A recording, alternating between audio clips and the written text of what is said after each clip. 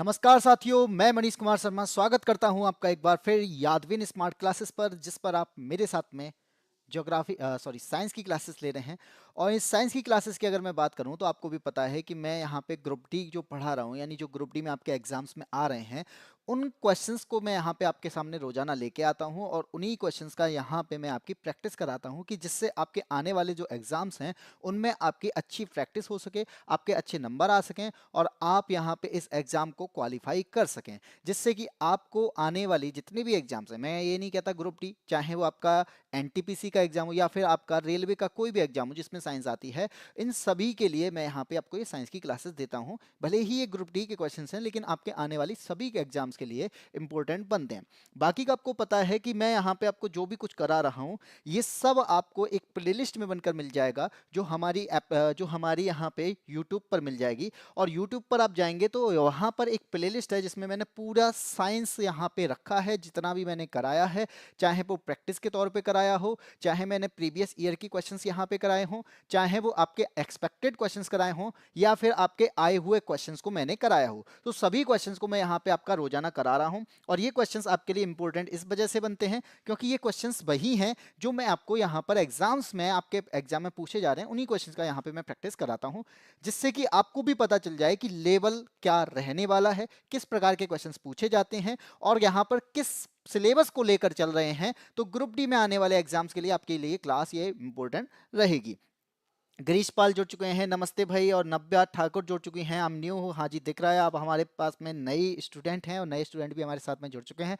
तो एक बार मैं कहना चाहूँगा कि आप एक बार चैनल को और इसके अलावा इस वीडियो को भी शेयर कर दें, जिससे कि आपके अपने साथी यहाँ पर आ सकें। बाकी का मैं आपको बता दूं कि हमारी एक एप्लीकेशन है जिसका नाम है बाईएससी एप्लीकेशन। और ये बाईएससी एप्लीकेशन आपको कोई भी सब्जेक्ट की तैयारी कर रहे हैं, आप किसी भी कोर्स की तैयारी कर रहे हैं, कोई भी एग्जाम आपको क्वालिफाई करना है और आपके पास में पैसे की कमी है या फिर आपको ऐसे टीचर भी चाहिए जो अच्छी स्किल्स के साथ में आपको पढ़ा सकें, जो आपको कुछ सिखा सकें, कंसेप्ट क्लियर करा सकें, तो बेटा ये एप्लीकेशन आप लोगों के लिए ही बनाई गई है। तो बाईएससी ऐप एक प्रकार से आप लोगों के लिए कह सकते हैं ना, सेवा का मौका दे रहा है। यानी आप लोग यहां पर मात्र 100 रुपए में आप यहाँ पे क्या कर सकते हैं, कोई भी कोर्स खरीद सकते हैं। चाहे आप यूपीएसआई पढ़ रहे हैं, चाहे आप ग्रुप डी पढ़ रहे हैं, चाहे आप यहाँ पे कांस्टेबल की तैयारी कर रहे हैं या फिर होम गार्ड की तैयारी कर रहे हैं, तो आप चाहते हैं कि हमें 100 रुपए भी खर्च ना करने पड़े और हमें एक ऐसा कोर्स मिल जाए जिसमें टीचर जो है वो पूरी तरह से पढ़ाए, जो टीचर जो है वो आपको सिलेबस को भी कवर कराए, जो टीचर यहाँ पे पढ़ा रहा है वो ऐसी स्किल्स के साथ में पढ़ाए कि आपकी चीजें समझ में भी आ जाएं, तो सब कुछ आपको मिल जाए वो आपको मात्र 99 में भी। तो वो आपको क्या करना मिलेगा, बाईएससी एप्लीकेशन को डाउनलोड करना पड़ेगा। तो आप इसको डाउनलोड करिएगा और इसके बाद में आपको यहां पर डेमो क्लासेस भी मिल रही हैं, तो आप पहले डेमो क्लासेस देखिएगा, टीचर का पढ़ाने का तरीका देखिएगा, स्किल्स को समझिएगा, समझ में आ रहा है तो आप तुरंत इस कोर्स को ले लीजिएगा। क्योंकि ये ऑफर जो है वो कई टाइम तक चल तो रहा है, लेकिन मुझे लगता है कि नए साल तक ही रहेगा। जैसे नई साल आ जाएगी कुछ टाइम बाद इस ऑफर को चेंज कर दिया जाएगा, जिससे कि आपको फिर फायदा ना होगा। तो आप चाहते हैं कि 100 रुपए में 2 साल की वैलिडिटी के साथ में हमें कोर्स मिल जाए, तो आप इस कोर्स को ले सकते हैं। गुड आफ्टरनून भाई राम रतन। अब स्टार्ट करते हैं आपकी पहले क्वेश्चन को। क्वेश्चन नंबर 1, ये क्वेश्चन आपका इस प्रकार से पूछा गया है और क्या कहता है भाई, ये कहता है कि जो आपकी द्विविस्थापन अभिक्रिया है इनमें किसके बीच में होती है। हमें बताना है कि इन चारों में से कौन ऐसा है जो द्विविस्थापन अभिक्रिया को यहां पे फुलफिल करता है। तो आपके सामने 4 ऑप्शंस हैं, इन 4 ऑप्शंस को देखिए, समझिए और आंसर दीजिए। भाई राम रतन गुड आफ्टरनून, दोबारा से गुड आफ्टरनून, कोई बात नहीं है, नहीं सुन पाया अगर आपने। तो अब बात करते हैं कि सर यहां पे हो क्या रहा है। पहले तो आप ये बताओ, तो बेटा आपको पता है कि डबल डिस्प्लेसमेंट रिएक्शन की बात करें, एक प्रकार से कह सकते हो केमिस्ट्री की दुनिया में पार्टनर स्वैप करने वाली अगर कोई रिएक्शन है उसका नाम है द्विविस्थापन अभिक्रिया, डबल डिस्प्लेसमेंट रिएक्शन। यहां पे क्या होता है, दो यौगिकों के बीच आयनों का आदान प्रदान होता है और जब दो यौगिकों के बीच आयनों का आदान प्रदान हो जाए उसे हम डबल डिस्प्लेसमेंट रिएक्शन कहते हैं। जैसे कि आपको दिख रहा है ए बी और सी डी की यहां पे क्या कराई है, रिएक्शन कराई, तो ए वाले ने इस डी वाले को पार्टनर को अपनी ओर खींच लिया और इस सी ने इसके पार्टनर को अपनी ओर खींच लिया है। इस प्रकार से ये डबल डिस्प्लेसमेंट रिएक्शन कहलाती है। यानी दो पॉजिटिव और दो नेगेटिव आयन साथ नहीं जुड़ेंगे, एक पॉजिटिव और एक नेगेटिव आयन यहां पे साथ में जुड़ते जुड़ता है। जैसे अगर मैं आपको एग्जांपल दूं, जैसे हमारा है सोडियम हाइड्रोक्साइड, ठीक है, NaOH, और इसकी अब क्रिया अगर मैं किससे करा दूं, HCl से करा दूं, तो आप क्या देखेंगे कि यहां पे जो सोडियम है, ये सोडियम इसके Cl को अपनी ओर खींचेगा। सर इसने H को क्यों नहीं खींचा भाई? सोडियम यहां पे पॉजिटिव है, Cl यहां पे नेगेटिव है, तो इस वजह से सोडियम जो है वो Cl को ही खींच पाएगा, क्योंकि नेगेटिव और पॉजिटिव एक दूसरे को अट्रैक्ट कर रहे हैं। तो इसने क्या किया, इसने खींच लिया NaCl को। जैसे ही इसने इसको खींचा, फिर हमारे पास में एक H बचा जो कि पॉजिटिव होता है, और यहां पे OH है जहां पे OH होता है नेगेटिव, और H और H यहां पे मिलके क्या बन जाएंगे, H2 बन जाएंगे, और O हमारा क्या बन जाएगा, O बन जाएगा, यानी O नेगेटिव बन जाएगा और जल बन जाएगा। तो इस प्रकार से केमिस्ट्री है, यहाँ पे केमिस्ट्री कहती है कि पार्टनर को किस प्रकार से स्वैप करना है, तो यहाँ पर आपका एग्जाम में आता है। तो केमिस्ट्री का कहते हैं ना, केमिस्ट्री का दस्तूर ही निराला है, और प्लस ने हमेशा माइनस को संभाला है और बदल लिए साथी, जब मिले दो अनजाने तो नया रिश्ता बना पुराने हुए अफसाने। इस प्रकार सर मेरा मार्च में यूपीएसआई का एग्जाम है। बहुत बढ़िया नव्या ठाकुर, आपका अगर एग्जाम है तो आपके एग्जाम के लिए भी हम आगे क्लास चलाने वाले हैं, टेंशन ना लीजिएगा। हम आपकी क्लासेस, जो आपकी साइंस की जो क्लासेस चल रही हैं, तो इन क्लासेस को हम अब कन्वर्ट करने वाले हैं आपके एसआई के एग्जाम के लिए, क्योंकि आपको भी पता है कि जनवरी से एग्जाम जो है वो पोस्टपोन कर दिए गए हैं। तो ऐसी स्थिति में हम कोशिश करेंगे कि आपका यूपीएसआई का एग्जाम को क्लियर कराया जा सके। तो आप क्या बताएंगे इसमें से आंसर कौन सा होगा, धनात्मक आयन या धनात्मक? भाई कोई दो पॉजिटिव आयन नहीं जुड़ते हैं, मैंने क्या बोला, एक पॉजिटिव और एक नेगेटिव यहां पे जुड़ता है। अभी बोला था कि प्लस ने हमेशा माइनस को संभाला है, तो ऋणात्मक आयन बी भी नहीं होगा। सी कहता है धनात्मक और ऋणात्मक आयन, ये बात सही है, ऑप्शन नंबर सी। डी कहता है ए और बी, भैया ए और बी हमने पहले से ही गलत कर दिए। आए समझ? तो केमिस्ट्री की दुनिया समझ चुके हैं, अब बढ़ते हैं, हम आते हैं अगले फिजिक्स की दुनिया पे। और क्वेश्चन नंबर 2 यहां पे क्या कहता है भाई, क्वेश्चन नंबर 2 कहता है यहां पे कि एक पिंड की चाल 4 सेकंड में 20 मीटर पर सेकंड से घटकर 10 मीटर पर सेकंड हो जाती है, तो पिंड का त्वरण ज्ञात कीजिए। सर एक बात बताइए कि हमारा कोई पिंड था, यानी कोई ऑब्जेक्ट था, वो 20 मीटर पर सेकंड से चल रहा था, बिल्कुल सही चल रहा है। अब यहां पे 10 मीटर पर सेकंड यानी 20 से घटकर 10 हुआ है, तब भी एक्सेलरेशन होगा। बेटा एक्सेलरेशन हर वो चीज है जहां पे वेग में परिवर्तन हो जाए, चाहे यहां पर आपकी स्पीड कम हो रही हो, चाहे आपकी स्पीड ज्यादा हो रही हो, दोनों ही स्थिति में एक्सेलरेशन होगा। लेकिन यहां पर अगर सर घटेगा तो उसको कोई और नाम से जानते हैं, बिल्कुल घटने वाले को यानी ऋणात्मक को हम यहां पे मंदन के नाम से जानते हैं, और ये मंदन आपका नेगेटिव एक्सेलरेशन होता है, यानी ऋणात्मक त्वरण होता है। तो आपका आंसर तो यहां पे ऋणात्मक ही आने वाला है, ये बात समझ लेना। बी हो सकता है या फिर डी हो सकता है, क्योंकि यहां पे ज्यादा कौन है, यहां पे जो ज्यादा है वो हमारा कौन है, प्रारंभिक वेग है। तो आप क्या कहेंगे सर, 4 सेकंड है, तो हमें क्या दिया बेटा, टाइम दिया है, ठीक है सर, टाइम हो गया हमारे पास। फिर कहता है 20 मीटर पर सेकंड, हमारे पास जो प्रारंभिक वेग था अभी कितना है, 20 मीटर पर सेकंड का है, और वो कितना गया है बेटा, 10 मीटर पर सेकंड का हो चुका है। अब ऐसी स्थिति में उसने पूछा है कि आप ऐसा करो, एक्सेलरेशन बता दो कि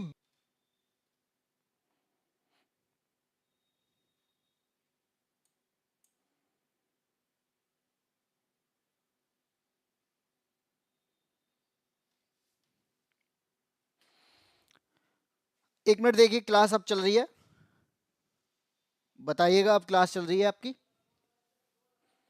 हाँ ठाकुर साहब क्लास नहीं चल रही, क्लास चल रही बेटा, अब चल गई होगी, थोड़ा सा डिस्टरबेंस हो गया था, नेट का इश्यू होगा।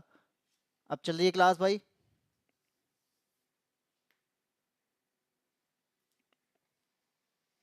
क्यों भाई, इतना आप बता तो सकते हो। चलिए आगे बढ़ते हैं, क्वेश्चन नंबर 3 पे आते हैं। थर्ड यहां पे क्या कहता है कि निम्नलिखित में से कौन सा गर्भ निरोधक उपकरण यौन संचारित रोगों से बचाता है, जिसे हम कहते हैं एसटीडी। एसटीडी मतलब सेक्सुअली ट्रांसमिटेड डिसीज होती है। अब ये बताओ, आप अगर ये जानते हो कि जो गर्भ निरोधक गोलियां आती हैं उनका काम क्या होता है बेटा, गर्भ रोकना होता है, लेकिन क्या कोई ऐसा भी है जो गर्भ को साथ साथ यानी प्रेगनेंसी के साथ साथ यहां पे हमें खतरनाक बीमारियां जो कि एसटीडी के नाम से जानी जाती हैं, इन्हें भी रोक दे, इनसे भी बचा सके, जैसे कि आपका एचआईवी एड्स है, जैसे कि आपकी सिफिलिस बीमारी है, जैसे कि आपकी गोनोरिया बीमारियां हैं। ये जो आपको पता होना चाहिए कि हमारी बॉडी से जो द्रव्य निकलता है इसके आदान प्रदान से क्या हो जाता है, ऐसी बीमारियां हो सकती हैं। तो आप एक में से एक बता दो, क्या ऐसा कोई है जो हमें यहां पे गर्भ को रोकने का भी काम करवा रहा है और प्लस हमें बीमारी से भी बचाने की कोशिश कर रहा है? तो क्या आंसर हो सकता है? आंसर बताया नव्या ने ए, और यहां पे राम रतन ने भी बता दिया है ऑप्शन नंबर ए। तो यहां पर क्या हो जाएगा बेटा, ऑप्शन नंबर ए होगा। ये कंडोम हो जाएगा, जो कि क्या करता है, ये लेटेक्स से बना हुआ एक पतला आवरण होता है और ये काम क्या करता है, बैरियर की तरह काम करता है, जो कि आपको भी पता होगा। मान लीजिए यदि पुरुष हो या फिर यहां पे स्त्री हो, इन दोनों के पास में क्या होता है, जो शारीरिक द्रव्य निकलता है, जो लिक्विड फॉर्म में निकलता है, तो वहां से हो सकता है कि वायरस या बैक्टीरिया भी जो हैं वो एक दूसरे के में क्या हो जाएं, ट्रांसफर हो जाएं। तो उनको रोकने का ये काम कर रहा होता है। तो ये प्रेगनेंसी को भी रोकने का काम है और यहां पर वायरस और बैक्टीरिया के लिए भी एक बैरियर की तरह काम करता है। इसलिए ऑप्शन नंबर क्या हो जाएगा, ए हो जाएगा। सर ये नसबंदी, कॉपर्टी या महिला नसबंदी जो होती हैं, ये नहीं करती हैं बेटा। ये अगर आप देखेंगे तो गर्भ निरोधक तो हो सकती हैं, लेकिन आप यहां पे एक बात नोटिस करेंगे कि इनमें जो हमारे बॉडी से निकलने वाला जो लिक्विड है, वो लिक्विड यहां पे मिल सकता है। ठीक है, ये बहुत काम आता है सर जी। हाँ, तुम्हें पता है किस काम आता है। चलो क्वेश्चन नंबर 4 पे आते हैं। 4, निम्नलिखित में से कौन से जानवर अपश्रव्य ध्वनि सुन सकते हैं? सर ये अपश्रव्य ध्वनि क्या होता है बेटा, अगर मैं आपसे बोलूं, क्या आपने ऐसा कभी सोचा है कि भूकंप आने से पहले जानवर जो होते हैं बेचैन हो जाते हैं, या कुछ जानवर जो होते हैं वो उस जगह से निकलना पसंद करते हैं? क्या जानवरों के पास ऐसी कोई सुपर पावर है जिससे वो उन आवाजों को पहले से ही सुन लेते हैं, जिसे हम इंसान नहीं सुन पाते? तो ऐसा होता है। अब बात करते हैं यहां पे कि आपको भी पता होना चाहिए कि जब ध्वनि की आवृत्ति क्या हो, 20 हर्ट्ज से कम हो, जब ध्वनि की आवृत्ति क्या हो, 20 हर्ट्ज से कम हो, तो हम यहां पे उन ध्वनियों को कहते हैं अपश्रव्य। कौन सी ध्वनियां कहते हैं? अपश्रव्य कहते हैं, यानी इंफ्रासोनिक कहते हैं। बिल्कुल बात सही है सर।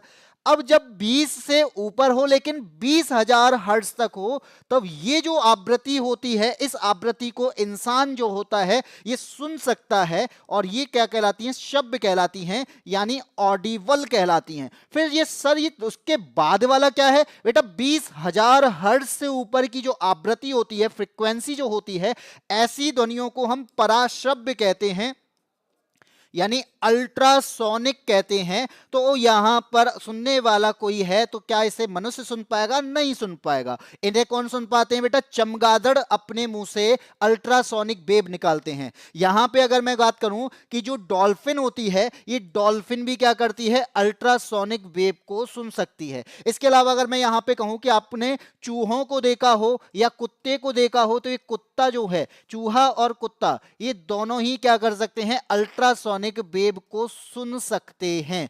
लेकिन यहां पर मनुष्य केवल 20 से 20,000 सुनेगा। अब बात करते हैं कि कौन सा है जो अपश्रव्य को सुन सके। सर अपश्रव्य तो 20 से कम है, 20 हर्ट्ज तक है। इसे सुनने वाला कौन हो सकता है बेटा? इसे सुनने वाला आपको वैसे तो दिखाई दे रहा होगा, इसे सुनने वाला होता है हाथी। हाथी के अलावा अगर आप देखेंगे तो यहां पर व्हेल मछली जो होती है ये सुन सकती है, यहां पर कबूतर भी सुन सकता है, और कबूतर के अलावा अगर कोई सुन सकता है तो उसका नाम है गैंडा। तो गैंडा भी यहां पर क्या कर सकता है, इंफ्रासोनिक वेव को सुन सकता है। आंसर आपका क्या हो जाएगा कि ऑप्शन नंबर ए हो जाएगा, क्योंकि चूहा और चमगादड़ जो है वो अल्ट्रासोनिक वेव को सुन पाते हैं। तो ए और बी तो होगा नहीं, ऑप्शन नंबर केवल ए ही होगा। चमगादड़ आंसर नहीं होगा। सर मैं आपकी क्लास में पहली बार ले रही हूँ, मुझे बहुत अच्छी लग रही हैं।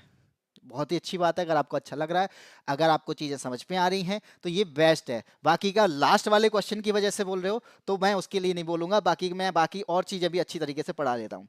गलत हो गया? हाँ जी गलत हो ही जाएगा, लेकिन पहले वाले का सबका आंसर निकल गया होगा भाई। क्वेश्चन नंबर 5 पे आते हैं।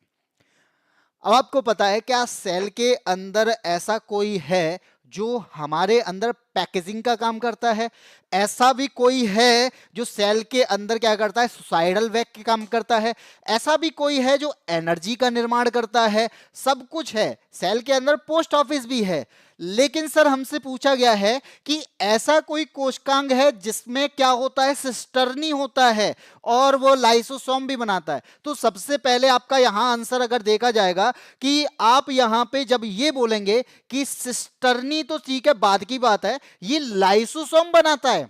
और जब हम ये बात कर लेंगे ना कि लाइसोसोम कौन बनाता है, लाइसोसोम का निर्माण कौन करता है, यही है जो सुसाइड वैग है, यही है जो आपको बचाने की कोशिश करता है, इसके अंदर डाइजेस्टिव एंजाइम होता है। तो लाइसोसोम बनाने का काम तो बेटा गोल्जी काय करता है। कौन करता है, गोल्जी काय करता है। ये पार्ट आपको अगर दिखाई दे रहा हो, ये वाला पार्ट, इसे कहते हैं गोल्जी काय, ठीक है, जहां पर चपटी चपटी थैलियों का ढेर आपको दिखाई दे रहा होगा। अगर आप देखें तो इस प्रकार की चपटी चपटी थैलियों का यहां पे ढेर दिखाई देता है। ये जो चपटी हुई थैलियां है ना, इन्हीं को हम क्या कहते हैं, इसी को कहते हैं सिस्टर्नी। इसे क्या कहते हैं, इसी को कहा जाता है सिस्टर्नी। तो गोल्जी काय के पास सिस्टर्नी पाई जाती हैं जो कि लाइसोसोम का निर्माण करती हैं। लेकिन सर हमने एक बात और सुनी है कि हमारी जो सेल है इसके पास ऐसा भी कोई अंग है जो क्या करता है, जिसे क्रिस्टे के नाम से जाना जाता है। तो बात याद करना, सिस्टर्नी बोला जाता है गोल्जी काय को, और क्रिस्टे जो बोला जाता है वो माइटोकॉन्ड्रिया को बोला जाता है। तो माइटोकॉन्ड्रिया के अंदर जो मुड़ी हुई परत होती है, अगर आप माइटोकॉन्ड्रिया की बात करें तो ये होता है आपका माइटोकॉन्ड्रिया की एक परत, और दूसरी परत को आप देखेंगे तो इस प्रकार से ये जुड़ी हुई मुड़ी हुई परत जो होती है, इसे हम क्या कहते हैं, इसी को हम कहते हैं क्रिस्टे। तो जब क्रिस्टे के बारे में पूछा जाए तो माइटोकॉन्ड्रिया, जब सिस्टर्नी के बारे में पूछा जाए तो गोल्जी काय होगा, ऑप्शन नंबर ए हो जाएगा। ठीक है, मेरा फोन ऑफ है, लाइट आज नहीं आ रही है। ठाकुर साहब कहीं आप त्रिशा तो नहीं है? त्रिशा कौन है? आप जैसी ही बातें करती हैं, बताइए। मतलब कोई अगर सेम जैसी बातें कर रहा हो तो वो वही हो सकता है, पता नहीं। आज त्रिशा तो नहीं है, ये तो मुझे नहीं पता। लेकिन आप बात करते हैं क्वेश्चन नंबर 6 की ओर। क्वेश्चन नंबर 6 क्या कहता है बेटा? क्वेश्चन नंबर 6 कहता है कि 1 किलोग्राम द्रव्यमान की एक वस्तु को एक निश्चित ऊंचाई से गिराया जाता है। मान लीजिए कोई एक वस्तु है, हाँ जी है, कितने किलोग्राम की है बेटा? 1 किलोग्राम की। इसे कहां गिराया जा रहा है सर? नीचे की ओर गिराया जा रहा है। तो जब ये नीचे की ओर गिराई जा रही है तो जो जमीन पर पहुंचती है, मान लीजिए ये क्या है, ये सरफेस है, ये जमीन है, तो जमीन पर जब पहुंचती है तो उसकी चाल जो है वो कितनी हो जाती है बेटा? 20 मीटर पर सेकंड हो जाती है। तो आप एक बात कहेंगे कि सर हमें यहाँ पे m दिया है, बिल्कुल सही बात है, m कितना है? 1 किलोग्राम। और जमीन पर जब पहुंच रही है तो उसकी चाल इतनी हो जाती है, यानी पहले भी कोई ना कोई चाल रही होगी। तो बेटा चाल जो है वो हमने क्या मानी? प्रारंभिक चाल जो मानी है वो 0 मानी, और यहां पर जो अंतिम वाली चाल है, अंतिम वाला जो वेग है, उसे कितना बताया गया है? 20 मीटर पर सेकंड बोला गया है। अब हमें यहां पे g की वैल्यू दी है, और g की वैल्यू कितनी दी गई है बेटा? 10 मीटर पर सेकंड हमें दी गई है। और हमें क्या बताना है? हमें h के बारे में बताना है, ऊंचाई बतानी है। तो आप खुद सोचो, ये बेटा ये नीचे की ओर आ रही है, हाँ जी सर, तो g के तरफ ही आ रही है, ग्रेविटी हमें नीचे की ओर ही खींचती है, इसलिए यहां पर जो साइन यूज होगा वो प्लस का होगा।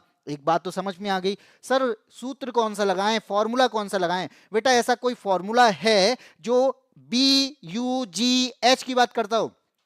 सर हमारे पास ऐसा कोई फॉर्मूला है ही नहीं। मतलब बेटा अगर देखें तो आपने गति का समीकरण देखा होगा, बी स्क्वायर बराबर यू स्क्वायर होता है, और माइनस का 2AH होता है, सॉरी प्लस का 2AH होता है, 2AS होता है। अब हम यहाँ पे एक्सेलरेशन की जगह पे g यूज करेंगे और दूरी की जगह पे h यूज करेंगे, बस वही फॉर्मूला था। बस हमने यहाँ पर जो साइन थे उनको, मतलब उनको चेंज कर दिया जो हमारे पास में वैल्यू थी। ठीक है, b का मान है हमारे पास, हाँ कितना है? 20 है, तो 20 का यहाँ पे हो जाएगा स्क्वायर। u की वैल्यू हमें 0 दी है, 2 का बाद में g की जो वैल्यू हमें 10 माननी है, और हमें h की वैल्यू निकालनी है। आप सभी जानते हैं कि 20 का स्क्वायर होता है 400, और ये हो जाएगा आपका 20h, और h बराबर क्या हो जाएगा? 400 से 20 को डिवाइड करोगे और आपका आंसर आ जाएगा 20 मीटर। बेटा इसने आंसर में अगर आप एक चीज नोटिस करें कि हमें यहां पर क्या दिया था? m की वैल्यू दी थी। क्या m की वैल्यू का यूज हुआ? नहीं हुआ है। ये बात याद रखना, कभी कभी ऐसे भटकाने का भी वो काम करता है। गुड आफ्टरनून भाई शिवाजी। नब्बे। मेरी साइंस खराब है बहुत, बहुत ही बढ़िया। साइंस खराब है तो यहाँ पे बेटा साइंस सही करी जाती है। यहाँ पर एक प्रकार से वो होते नहीं है मैकेनिक वगैरह जो होते हैं कि यहाँ पर तय सही किए जाते हैं, यहाँ पे कुकर सही किए जाते हैं, तो ऐसे ही यहाँ पर भी हम एक प्रकार के मैकेनिक हैं जो यहाँ पर साइंस सही की जाती है। ये साइंस की क्लास आपको सिखाने के पर्पज से है। आप अगर चाहते हैं कुछ सीखना तो बेटा इन क्लास को देख लीजिएगा, एक बार आप पढ़ लीजिए, उसके बाद में आपको चीजें समझ में आना स्टार्ट हो जाएंगी।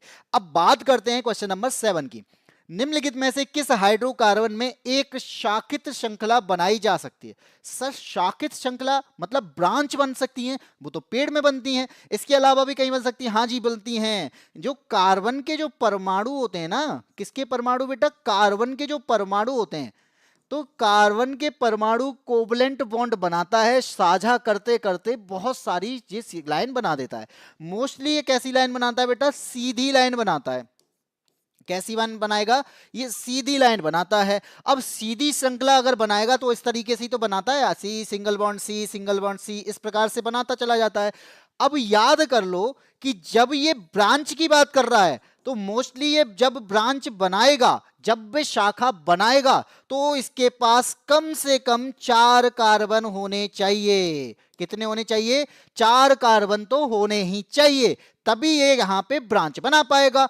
अब आप कहेंगे सर कैसे मान लें? बेटा अगर मैं ये कहूं 4 कार्बन का मतलब जैसे ही इसके पास क्या आ जाएगा CH3 है, तो मैं अगर इसे जोड़ना पसंद करूंगा तो इस प्रकार से जोड़ता हुआ चला जाऊंगा, तो ये क्या बन गई? इस प्रकार से ये शाखा बनना पसंद करती है। सर इसमें कार्बन की संख्या कितनी हो जाएगी? बेटा 4 कार्बन है, और 4 कार्बन का मतलब कि हमारा यहां पे केमिस्ट्री की भाषा में बोला जाता है मैथ, एथ, प्रोप और ब्यूट। ब्यूट का मतलब क्या है? जिसके आगे ब्यूट जुड़ जाएगा वो 4 कार्बन का परमाणु होगा या 4 कार्बन का यौगिक होगा। बताओ इसमें कोई है जो 4 कार्बन वाला है? तो आप कहेंगे सर ऑप्शन नंबर डी है, तो C4H10 हमारा क्या हो जाएगा? सही हो जाएगा। तो मैथ एथ प्रोप ब्यूट वाला पार्ट है, यानी ब्यूटेन वाला पार्ट है जो कि C4H10 होता है। तो एक कार्बन को किसी भी ब्रांच पे जोड़ सकते हैं जहां पर ये ब्रांच के रूप में बनकर तैयार होता है। तो इसी प्रकार से याद रखना कि जब 4 कार्बन हो जाएंगे तभी ब्रांच बनेगी, 4 से पहले आपकी ब्रांच नहीं बनती है, बाकी सब सीधी लाइन में बनते हैं। आया समझ? Okay bye bye. मैं तो सर को कॉपी कर रही हूँ। हाँ जी मेरी कॉपी कर लो तुम से। मुझे जो पढ़ना है आप वो पढ़ाएंगे नहीं बेटा, यहाँ पे ऐसी चीजें नहीं पढ़ाता हूँ मैं, ठीक है? जो तुम पढ़ना चाहते हो वो चीज़ें यहाँ नहीं पढ़ाता हूँ मैं। यहाँ पे मैं केवल साइंस पढ़ाता हूँ, और साइंस का भी अगर आपके माइंड में कोई ऐसा चैप्टर भी हो तो मैं उस चैप्टर को केवल साइंस के तरीके से पढ़ाता हूँ। यहाँ पे कोई प्रैक्टिकल वगैरह नहीं कराता हूँ। क्वेश्चन नंबर 8 की बात करते हैं। प्रतिवर्ती क्रिया क्या सही क्रम क्या है? प्रतिवर्ती क्रिया क्या होती है बेटा? कभी आपने गर्म तवे पर हाथ रखा है? हाथ रखा होगा, फिर क्या हुआ होगा? आपने सुपर फास्ट तरीके से पीछे हटाया होगा। मतलब आप जैसे ही गर्म तवे पर हाथ रखते हैं, मैं कहता हूं आप उस तरफ देखे भी नहीं, गरम तवा इस साइड है और ऐसे हाथ रखा, अचानक से हाथ आपका हट जाता है। क्या इसके पीछे कोई मास्टरमाइंड काम कर रहा होता है? क्या इसके पीछे ऐसा कोई है जो आपके हाथ को डैमेज होने से बचाने की भी कोशिश कर रहा होगा बिना आपके देखे? तो यहां पर है कोई जो क्या करवाता है? प्रतिवर्ती क्रिया करवाता है, रिफ्लेक्शन एक्शन कराता है, यानी रिफ्लेक्स एक्शन जो कराता है वही हमारा यहां पे होगा। लेकिन करेगा कैसे बेटा? एक बात याद रखना, रिफ्लेक्स एक्शन कराता है आपका स्पाइनल कॉर्ड। ये माइंड तक खबर नहीं जा पाती, उससे पहले ये सॉल्व कर देता है। मतलब ऐसा भी है, अगर मस्तिष्क तक यहां पर मैसेज पहुंचेगा और वो इतना इंतजार करेगा, तब क्या होगा? तब तक तो आपका हाथ जल चुका होगा। ऐसी स्थिति में स्पाइनल कॉर्ड काम करता है आपकी सुरक्षा के लिए, और ऐसी स्थिति में स्पाइनल कॉर्ड क्या करता है? जैसे ही मैसेज स्पाइनल कॉर्ड तक पहुंचा तो यही कहता है कि बेटा हटा ले, यही हटवा देता है। ये माइंड तक जाने नहीं देता है ऐसी खबर को। तो क्या करेगा? सबसे पहले क्या होगा? आपके पास में क्या होना चाहिए बेटा? रिसेप्टर होना चाहिए। कौन होना चाहिए? रिसेप्टर होना चाहिए, यानी ग्राही होना चाहिए, जिससे गर्मी महसूस हो। किससे हो रही है बेटा? तवे से हो रही है। और तवे पे जैसे ही आपने हाथ रखा तो आपके पास में न्यूरॉन है जो क्या करने लग जाएगा? सेंसरी न्यूरॉन आपके पास से मैसेज लेके जाना पसंद करेगा। और ये कहां तक लेके जाएगा बेटा? स्पाइनल कॉर्ड तक लेके जाएगा। क्या स्पाइनल कॉर्ड मस्तिष्क तक जाने देती है? नहीं, ये खुद काम करती है। और ये क्या कहेगी कि ठीक है बेटा आपका जो न्यूरॉन है यानी जो मोटर न्यूरॉन है उसको मैसेज देगी कि हाथ हटा लो, जाओ हाथ हटाओ। लेकिन ये मोटर न्यूरॉन किसे मैसेज देगा बेटा? जो मसल को मैसेज देता है, जिस मसल से वो चीज या वो पार्ट जुड़ा होगा। तो आप इस प्रकार से क्या कहेंगे, पहले आएगा रिसेप्टर, तो इसमें क्या है, पहले रिसेप्टर है, दूसरे पर मस्तिष्क कह रहा है, गलत हो जाएगा क्योंकि मस्तिष्क तक चीजें नहीं पहुंचती हैं। दूसरा यहां पे मोटर को पहले रख रहा है तो मोटर भी पहले नहीं होगी। तीसरा यहां पे कहता है कि जो ग्राही है ना वो मेरु रज्जु के पास पहुंचा रहा है, फिर मोटर न्यूरॉन यानी इसने सेंसरी न्यूरॉन को हटा दिया, कोई दिक्कत नहीं है। लेकिन सही आंसर क्या हो जाएगा बेटा? सी आंसर हो जाएगा। तो आप बताइए कौन सा आंसर होगा? ओ ये होता है क्या जी, गया हाथ। और क्या बेटा, हाथ कभी कभी ना तवे पे नहीं रखने चाहिए, ठीक है? जिससे क्या होगा, हमारा यहाँ पे एक्टिव जो कभी कभी स्पाइनल कोड ढंग से काम नहीं कर पाया ना, तो आपका हाथ जो है ना अच्छी तरीके से पता बता देगा किस प्रकार का हो चुका है। फफोले वगैरह पड़ते चले जाएंगे फिर। Question number 9। अब ये क्या कहता है बेटा, आपने कभी देखा है किचन में अगर आप बेकिंग सोडा को सिरके में या सिरके को बेकिंग सोडा में मिला दें तो क्या होगा? अचानक से उसके अंदर ना बुलबुले से निकलने लगते हैं और आवाज आती है, सिजलिंग टाइप की आवाज आती है। किसकी वजह से आती है? कोई ना कोई उसके अंदर ना गैस बनना स्टार्ट हो जाती है। तो वही पूछा गया है कि एथेनोइक अम्ल की सोडियम कार्बोनेट के साथ अभिक्रिया करने पर कौन सी गैस निकलती है, किस कारण यहाँ पे गैस निकलती है। यहाँ पर जुड़ चुके हैं भाई निशांत, सैड बॉय और राधे राधे। क्लास को जुड़ चुके हो तो बेटा क्लास को देख लो और शेयर वगैरह भी कर दिया करो कभी कभी, और क्लास पसंद आ रही है तो बेटा लाइक भी कर दिया करो, और एक दो कमेंट अगर कर दोगे तो कुछ बिगड़ नहीं जाएगा, मुझे भी पता चल जाएगा कि आप लोग भी एक्टिव हैं, कि मैं आपको यहाँ पे चीजें पढ़ा रहा हूँ, आप सीख रहे हैं कि नहीं सीख रहे हैं, क्या मुझे भी बता दिया करो। अब मैं यहाँ पे बस बोलते ही रहता हूँ अकेले अकेले। जब बात करता हूं एथेनोइक अम्ल की बात करेंगे तो आपको पता है एथेनोइक अम्ल का फॉर्मूला होता है CH3COOH। ये होता है आपका एथेनोइक अम्ल। और जब एथेनोइक अम्ल की अभिक्रिया किससे कराई है? सोडियम कार्बोनेट से कराई है, तो ये हो जाएगा आपका Na2CO3। और जैसे ही इसकी अभिक्रिया हो जाएगी तो क्या करेगा बेटा? इसमें एक्टिव ज्यादा कौन है? तो आप कहेंगे सर सोडियम ज्यादा एक्टिव है, तो ये क्या करेगा? इस H को इसकी तरफ से हटा देगा और ये क्या बना देगा? CH3COOH की जगह पे हो जाएगा Na। और जैसे ही H हटेगा तो H भी किसी ना किसी के साथ में मिलेगा, तो क्या करता है? तो यहां पर जो मिलता है वो बनाकर वो यहां पर देखता है कि इसके पास में ना जो कार्बन था वो इधर से आ गया, इसके पास 3 ऑक्सीजन बचे हैं, तो क्या करेगा? ये क्या करेगा? सी जो है ना इस ऑक्सीजन के पास जाएगा, 2 ऑक्सीजन अपनी तरफ खींच लेगा। और लेकिन जैसे ही हाइड्रोजन पहुंचता है तो हाइड्रोजन भी कहता है कि ठीक है जो ऑक्सीजन बचा है ये भी मुझे दे दो। तो इस प्रकार से ये जो है रिएक्शन बनके तैयार हो जाती है। अब गैस कौन सी निकल रही है आप यहां पे देखो, तो यहां पर जो गैस निकली है वो कार्बन डाइऑक्साइड गैस निकली है, ये तो पानी है। तो आप क्या बताओगे सर? ऑप्शन नंबर सी हो जाएगा। तो आप बेटेंगे जो बुलबुले बनते हैं ना, बुलबुले के साथ बुलबुले क्यों बनते हैं? इस कार्बन डाइऑक्साइड की वजह से बनते हैं। तो कार्बन डाइऑक्साइड की वजह से यहां पर क्या होता है? सिजलिंग टाइप की आवाज आती है, कभी कभी सी सी सी सी आवाज जो आ जाती है। आपने कभी भी बनाया हो, कभी भी आपने देखा हो कि हम जब यहाँ पर मैं कभी कभी ना इनो डालना पसंद करते हैं, तो इनो में खमीर बनाने के लिए करते हैं ना वो चीजें, तो उसमें भी कभी कभी ना खमीर टाइप निकलेगा, तो H2O भी निकलना यानी कार्बन डाइऑक्साइड भी वहां से निकलने की कोशिश करती है। लाइक तो आपको करने लगी है आज पहली बार हैं? आप साइंस वाले टीचर में आर्ट वाले स्टूडेंट प्रिय। अभी प्रिय कौन है? Question number 10। ध्वनि की चाल की बात करते हैं।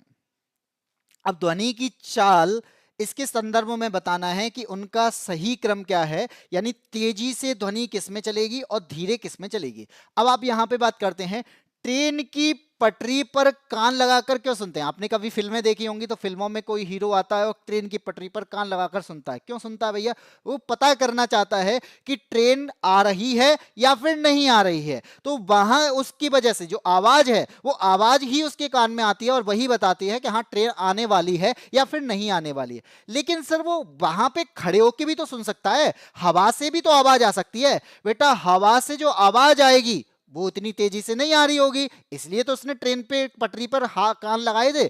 तो अब क्या होगा? होता क्या है कि हमारे पास में ये क्या है, 3 अवस्थाएं पाई जाती हैं, ठोस, द्रव और गैस। ये तीन अवस्थाओं में क्या होता है, अणु जो होते हैं यहां पे बहुत पास होते हैं, और बहुत पास होने की स्थिति में यहां पे क्या होता है, यहां पर कण जो हैं वो बहुत तेजी से वाइब्रेट अगर करेंगे तो एक दूसरे से तेजी से जल्दी से टकरा जाते हैं।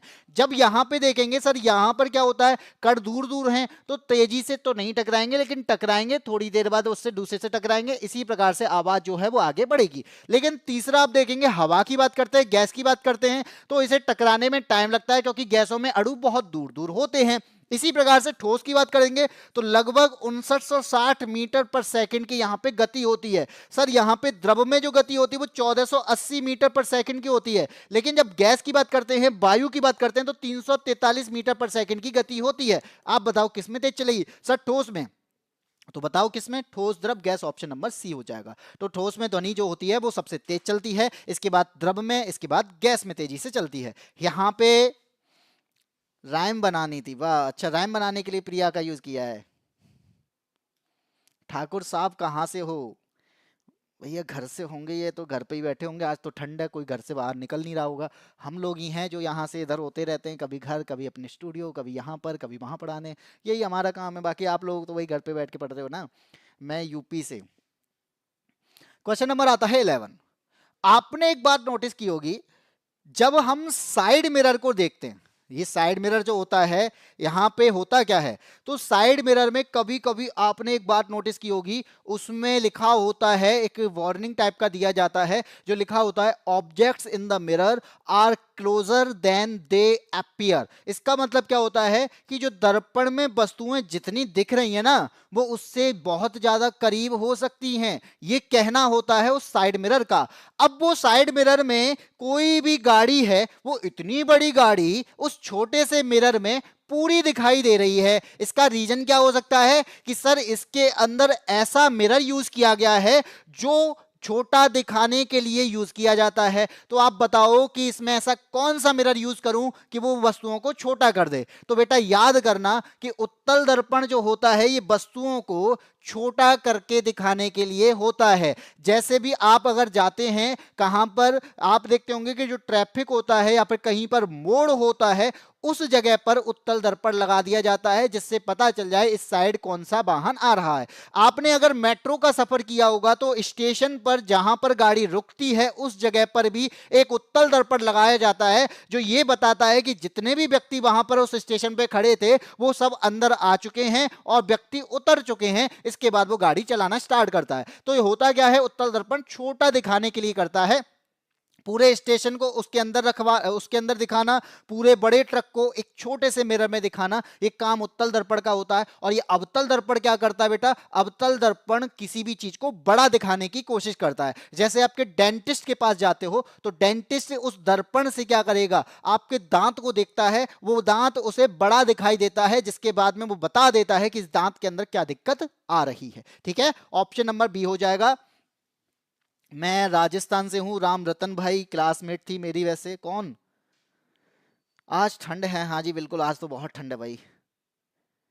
हम तो कार के साइड मिरर में, हाँ मैंने ये भी देखा है, लोगों का जो होता रहता है ना कि साइड मिरर का जो यूज रहता है वो मोस्टली अपनी फेस देखने के लिए करते हैं। साइड मिरर को इस प्रकार से लगाते हैं कि उनका फेस दिखाई दे, और वो सब सामने चल रहे होते हैं तो अपना बालों को उड़ते हुए देखना, अपना हम कैसे लग रहे हैं, हमारे बाल कैसे लगा रहे हैं, तो ये सारी चीजें वो अपने लिए करते हैं। बेटा इस चीज से बचने के लिए नहीं होता, वहां पर देखो इस चीज को, अपने फेस को देखते देखते कुछ हो ना जाए, वहां कर आपके पीछे कौन चल रहा है उनको देखना होता है, क्या कर रहा है, कितनी तेजी से आ रहा है, कितना बड़ा वाहन है, मुझे पार करना है कि नहीं करना है, ये सारी चीजें वहां देखनी होती हैं। क्वेश्चन नंबर 12 कहता है किसी तत्व का जो रासायनिक प्रतीक होता है वो क्या दर्शाता है।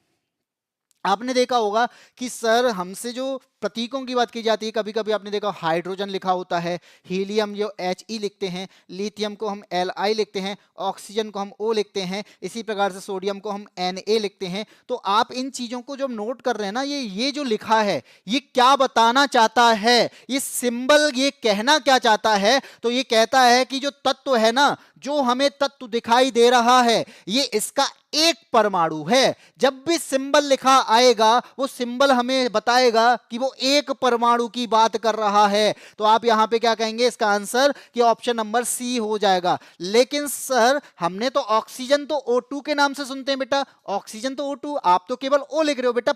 यहां पे बता रहा है तत्व का एक परमाणु, सिंबल की बात कर रहा है। लेकिन जैसे ही आप O2 लिखते हो ये क्या बन जाता है बेटा, ये बन जाता है इसका फॉर्मूला। तो फॉर्मूला यहां पे ये कहता है कि यहां जो तत्व है ऑक्सीजन है उसके दो परमाणु मिलकर ऑक्सीजन का फॉर्मूला बना रहे हैं। यानी एक अणु यहां पे क्या कर रहा है, यानी एक अणु होगा वो दो परमाणुओं से मिलकर बना होगा, ये कहना चाहता है वो फॉर्मूला। और सिंबल कहता है कि वो एक परमाणु खुद है। यहां पर इसलिए सी आंसर हो जाएगा।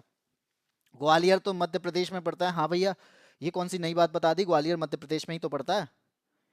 मैं खेत में पानी लगा रहा हूँ भाई, ये देखो डेडिकेशन, खेत में पानी लगा के क्लास देख रहा बंदा। और तुम वो यहाँ पे घर में बैठ के रजाई ओढ़ के बैठे होगे तब भी क्लास देखने में सोच रहे होगे क्या देखें यार। वो बंदा खेत में पानी लगाते हुए देख रहा है। इंजॉय करो, किस चीज को एंजॉय करो बेटा, तुम इंजॉय कर रहे हो रजाई में बैठ के, वो इंजॉय नहीं कर रहा, वो काम कर रहा है। आगे आते हैं क्वेश्चन नंबर 13 पे। नर की बात करते हैं। नर शरीर में वृषण जिस थैली जैसी संरचना में स्थित होते हैं उसे क्या कहा जाता है। आपको पता है कि शरीर के जो हमारे महत्वपूर्ण अंग होते हैं, जैसे कि सर आज मेरी एनिवर्सरी, अच्छा तो तुम्हारी एनिवर्सरी तो भैया हैप्पी हैप्पी एनिवर्सरी। अब एनिवर्सरी किसकी ये तो नहीं पता, लेकिन फिर भी हैप्पी एनिवर्सरी। नयब्या जी आप, हाँ जी बिल्कुल भैया, नए स्टूडेंट हैं। लो सबने भी करना स्टार्ट कर दिया, टेंशन ना लो। नर शरीर में वृषण जिस थैली संरचना में होते हैं, आपको पता है मैंने अभी क्या बताया, शरीर के अंदर महत्वपूर्ण अंग होते हैं। सर दिल होता है, हाँ जी होता है, वो बात अलग है कि दिल हम किसी को इधर उधर को देते रहते हैं, लेकिन वो हमारा जो रहता है वो हमारे पास ही रहता है। फेफड़े होते हैं, हाँ जी फेफड़े, किडनी भी होती हैं, तो यानी ये अंदर सुरक्षित है, हाँ जी बिल्कुल। लेकिन जो नर होते हैं, जो आपके पुरुष होते हैं, उनके पास जो वृषण पाए जाते हैं वो तो शरीर के बाहर होते हैं। और शरीर के बाहर तो होते ही होते हैं, लेकिन वो थैली में लटके होते हैं। इसका मतलब क्या है, इसका मतलब ये है कि जब जो थैली है ना सर, उस थैली को भी कुछ ना कुछ कहते होंगे। तो आपको पता है कि जो नर होता है उसके पास में ना दो इस प्रकार से क्या होते हैं, दो इस प्रकार से टेस्टिस पाए जाते हैं। और इस टेस्टिस को क्या किया जाता है, एक थैली के अंदर बंद किया जाता है। तो जो थैली के अंदर बंद किया जाता है उसे हम कहते हैं स्कॉर्टम। क्या कहते हैं, वृषण कोश कहते हैं, यानी ऑप्शन नंबर बी कहते हैं। ठीक है, तो अब यहां पे ऑप्शन नंबर बी आंसर हो जाएगा। लेकिन ये करता क्या है बेटा, जो आपका टेस्टिस है ये स्पर्म बनाने का काम करता है। और आपको भी पता है कि स्पर्म बनाने के लिए हमें शरीर के टेम्परेचर से लगभग 2 से 2.5 डिग्री सेल्सियस का टेम्परेचर कम चाहिए। फिर क्या होगा भाई, तो आप अगर शरीर में जुड़े रहोगे, शरीर के अंदर रहोगे, तो खुद सोचो तो वो आपका स्पर्म का निर्माण नहीं कर पाएगा। इसीलिए क्या होता है कि वो शरीर से बाहर होते हैं, बाहर की ओर लटके होते हैं, और वहां पर वो टेम्परेचर जो है शरीर के टेम्परेचर से कम रखते हैं, और 2 से 2.5 डिग्री सेल्सियस पर कम रखते हैं। यानी उनका जो निर्माण होता है वो 34 से 35 डिग्री पर होता है। स्पर्म का निर्माण और तापमान को नियंत्रण करना इसका काम होता है स्कॉर्टम का। ठीक है, चलिए आगे बढ़ते हैं। क्वेश्चन नंबर आता है आपका 14, और ये 14 क्या कहता है, तो 14 यहां पे कहता है जो हमें यहां पे दो कथन दे रखे हैं, दो कथन पे हमें विचार करना है और दोनों कथन के अकॉर्डिंग बताना है कि कौन सा आंसर सही होगा, यानी कथन हमारे कौन से सही होंगे। पहला कहता है क्या, बेकिंग सोडा की बात करता है। सर पहली तो हमें बेकिंग सोडा नहीं पता, उसका फॉर्मूला क्या होता है। तो बेटा बेकिंग सोडा का जो फॉर्मूला होता है वो होता है आपका NaHCO3। क्या होता है, NaHCO3 होता है। तो आप यहाँ पे बेकिंग सोडा की जब बात कर रहे हैं, यानी सोडियम हाइड्रोजन कार्बोनेट को, इसे कर दो गर्म। ठीक है सर, इसे क्या कर देते हैं, इसे कर देते हैं गर्म। और गर्म करने के बाद में ये क्या बना देगा, ये पूछ रहा है। जैसे ही आप इसे गर्म करते हो तो ये बना देता है Na2CO3। इसके पास जो भी पानी का मटेरियल होगा वो वहां से बाहर निकलना पसंद करेगा, और इसके पास में जैसे ये जलता है तो कार्बन डाइऑक्साइड भी यहां से बाहर निकलेगी। तो इस प्रकार से क्या बना दिया इसने, Na2CO3 बना दिया, जिसे हम सोडियम कार्बोनेट के नाम से जानते हैं। तो आपसे पहला कथन कहता है कि बेकिंग सोडा को गर्म करते हैं तो वॉशिंग सोडा या सोडियम कार्बोनेट बनता है। पहला कथन हमारा यहां सही हो जाएगा। फिर ये कहना चाहता है कि जो सोडियम कार्बोनेट है यानी वॉशिंग सोडा है, भाई किस काम में आएगा? वॉशिंग सोडा तो सर क्लीन करने में काम आएगा, वॉशिंग सोडा तो कागज के निर्माण में काम आएगा, वॉशिंग सोडा तो कांच बनाने में काम आएगा, वॉशिंग सोडा तो साबुन बनाने में काम आएगा। इसलिए हमारा बी भी सही है। घरों की सफाई में भी इसका यूज किया जाता है, कागज बनाने में इसका यूज किया जाता है, कांच बनाने में इसका यूज किया जाता है। इसलिए कथन फर्स्ट और सेकंड सही है। ऑप्शन नंबर सी आंसर सही हो जाएगा। कितनों का सी सही है? दम्पिया जी दांत मत दिखाओ गिर जाएंगे। बेटा बुढ़ापा थोड़ी ना उनको कि दांत ना दिखाओ गिर जाएंगे। वही कोई 55-60 साल का कोई बुढ़ापा इंसान थोड़ी ना हमारी क्लास को देख रहा होगा कि 60-65 साल का इंसान हो गया कि नकली दांत लगा के बैठा है कि नकली सर हंसना मत दांत निकल जाएंगे। पता चल रहा है ये ऐसी थोड़ी ना होता भाई। सैड आज वो नहीं आए। कौन नहीं आए? गौरी कहाँ है सर? अरे सर थोड़ी ना घर से लेके आते हैं आप लोगों को। क्यों भाई? किसी को फोन करके थोड़ी ना बुलाया जाता है कि बेटा क्लास देख लेना, आ जाओ मैं आ गया हूँ लाइव, आ जाओ क्लास, फोन करूँ मैं। क्वेश्चन नंबर 15 क्या कहता है? एक धारावाही परिनलिका के किसी स्थान पर यानी किस स्थान पर चुंबकीय क्षेत्र सबसे अधिक प्रबल और एक समान होता है? आपको पता है कि हम अगर तांबे के तार को ले लें, जैसे मैंने यहाँ पे तांबे को तार के लिया, इसे क्या कर दिया, इसे लपेट दिया। अगर आपको मैं ये बताऊं कि जैसे मैंने तांबे के तार को इस प्रकार से लपेटना स्टार्ट कर दिया, बिल्कुल सर, इसको लपेटा और इसे क्या कर दिया, बैटरी से जोड़ दिया, ठीक है। और जैसे ही इसको बैटरी से जोड़ा तो यहां पे क्या होगा, यहां पे चुंबकीय क्षेत्र बनना स्टार्ट हो जाता है। यानी बिजली तो निकलती ही है प्लस इसमें चुंबकीय क्षेत्र बन जाता है। और आपसे बोला जाए अगर चुंबकीय क्षेत्र बनेगा, मैग्नेट की तरह व्यवहार करेगा, तो इसका मतलब है कि यहां से चुंबकीय रेखाएं निकलेंगी। अगर चुंबकीय रेखाएं निकलेंगी तो वही पूछ रहा है सबसे अधिक प्रबल और एक समान कहां होंगी। बेटा अगर प्रबल है तो आप कहेंगे सर हमारा जो प्रबल है ना वो तो यहां होना चाहिए, लेकिन वो पूछा एक समान, तो एक समान होता है आपका बीच में जहां पर ये पैरेलल चलती हैं। तो चुंबकीय क्षेत्र एक समान कहां जाएगा, वो परिनलिका के भीतर जाएगा, इस सोलेनॉइड के भीतर रहेगा और समांतर रहेगा, सीधी रेखा में रहेगा, अधिकतम होंगी और एक समान चुंबकीय क्षेत्र रहेगा। इसलिए आंसर क्या हो जाएगा, परिनलिका के भीतर केंद्र पर यहां क्या रहेंगी, समांतर होंगी और इसके साथ चुंबकीय क्षेत्र रेखाएं यूनिफॉर्म चलेंगी। चलो आगे बढ़ते हैं। क्वेश्चन नंबर आता है 16। अयस्क की बात करते हैं। बेटा जमीन से देखा होगा, आप कहते हैं जमीन से सोना निकलता है, लेकिन जमीन से बात करें तो सोना नहीं निकलता, निकलती है वो पत्थर, और उस पत्थर से सोना निकाला जाता है। तो जैसी चीज यानी जो भी चमकती हुई चीज हर क्या है, वो सोना तो नहीं हो सकती, वो लोहा भी हो सकता है। तो हम पत्थर से यहां पर लोहा भी निकालते हैं। अब अगर कहें सर निकालने की प्रोसेस क्या कहलाती है, तो आपको अगर मैं बताऊं निकालने की जो प्रोसेस होती है उसे धातु कर्म कहते हैं। तो धातु कर्म के द्वारा ही यहां पे क्या किया जाता है, उस ओर से, उस अयस्क से वो धातु प्राप्त की जाती है। लेकिन कैसे की जाती है बेटा, सबसे पहले करना होता है क्या, इसका कंसंट्रेशन, यानी जो भी अयस्क होगा उसे गाढ़ा करना होता है। तो कंसंट्रेशन पहले करेंगे, ठीक है। फिर क्या करेंगे सर, तो यहां पर जो यौगिक है उससे कच्ची कच्ची धातु निकालेंगे, बिल्कुल कच्ची धातु निकल आई। फिर उसके बाद इसको रिफाइन कर देंगे और 100% शुद्धता वाली चीज लेके आएंगे। तो क्या हो जाएगा, पहले होगा अयस्क का सांद्रण, यानी ये बी वाला सही हो सकता है। फिर कहता है धातु का निष्कर्षण, ये भी बात सही है, पहले निष्कर्षण होगा फिर उसके बाद होगा शोधन यानी रिफाइनिंग होगी। ऑप्शन नंबर बी यहां पे सही हो जाएगा, ठीक है। सर कॉफ़ी पियोगे, बनाने जा रही है। हाँ जी, तुम ऑनलाइन तरीके से हमें कॉफ़ी भेज देना, हम ऑनलाइन तरीके से पी कर और तुमको खाली कप भेज देंगे, ठीक है, इमोजी के रूप में। कैसी बातें करते हो, बनाने जा रहे हो। हेलो प्रज्ञा मिश्रा, राम राम भाई। ठाकुर साहब हमें वाली, हाँ एक इनके लिए भी बना देना, राम रतन भाई के लिए, और यहीं पे दे देना। क्वेश्चन नंबर 17 की बात करते हैं, फूल की बात करते हैं। अब बात आती है यहाँ पे फूलों की। फूलों के पास में होता है वर्तिकाग्र जिसे हम स्टिग्मा कहते हैं। इसके संबंध में निम्नलिखित में से कौन सा कार्य विशेषता सही नहीं है, ये बताना है। बेटा जो स्टिग्मा होता है, अब स्टिग्मा क्या होता है, तो आप यहाँ पे क्या देख पा रहे हैं, आप इस वाले पार्ट को देख पा रहे होंगे जो कि फूल के बिल्कुल मिडिल में आपको दिखाई दे रहा होगा। हाँ जी सर बिल्कुल देख पा रहे हैं।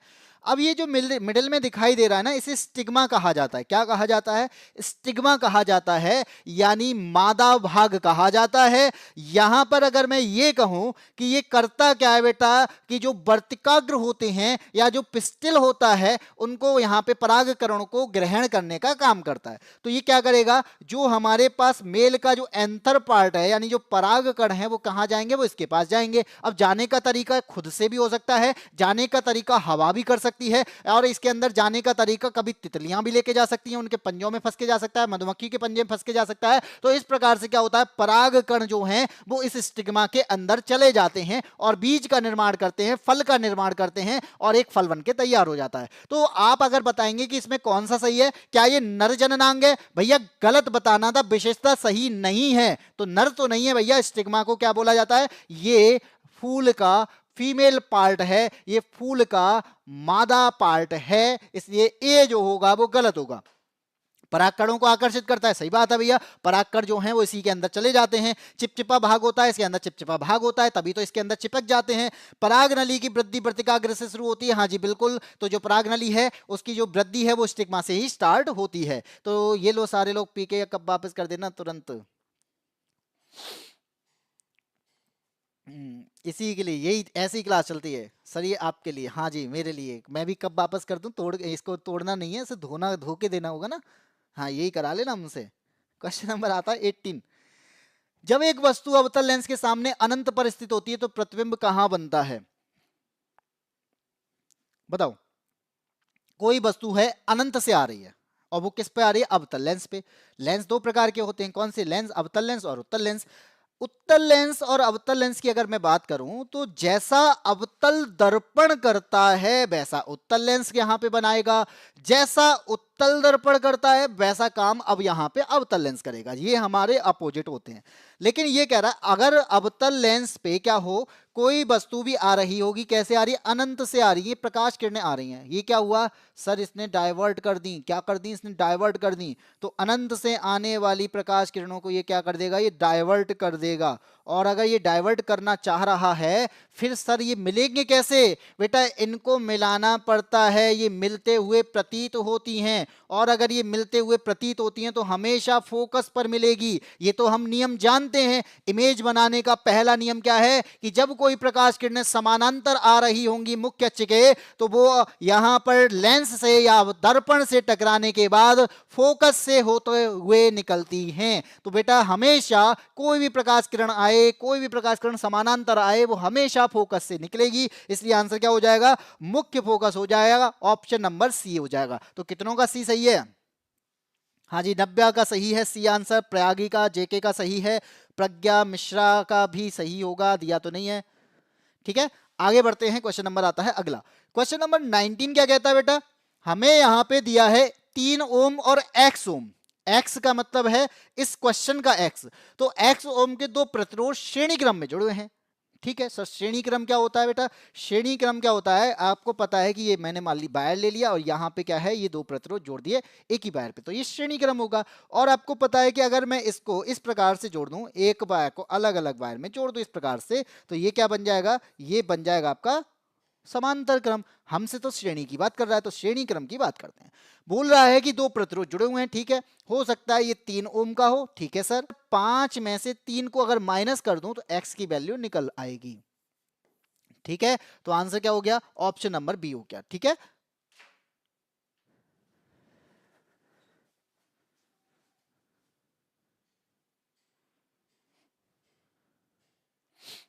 एक मिनट रुकिएगा।